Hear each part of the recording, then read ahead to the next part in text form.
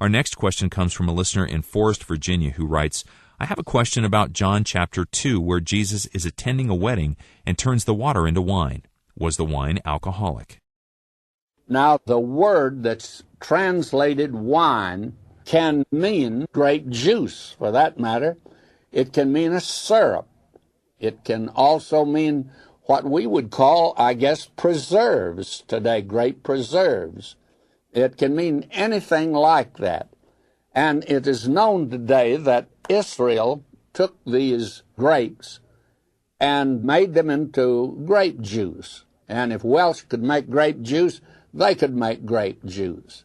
And they put them in containers and sealed them and buried them in the ground so they'd maintain an even temperature. And they were not intoxicating.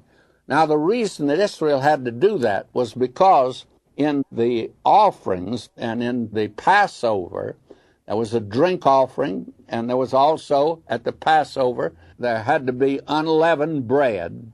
Couldn't be leavened bread. And the wine could not be leavened. That is, it could not be alcoholic.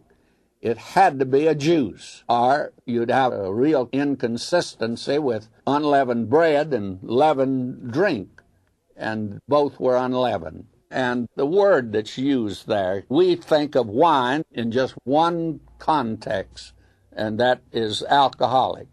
But that's absolutely not true of the word. And it's a question of the interpretation and understanding of the words that are used in Scripture. It's not a question of spiritualizing. It's a question of how do you understand it to mean. And it could not be alcoholic and be used in the Passover. And by the way, this was, of course, used at the wedding. And at the wedding, it's not a Passover. Somebody could say he maybe made it alcoholic. I don't think so, because the same word would be used for the Passover wine.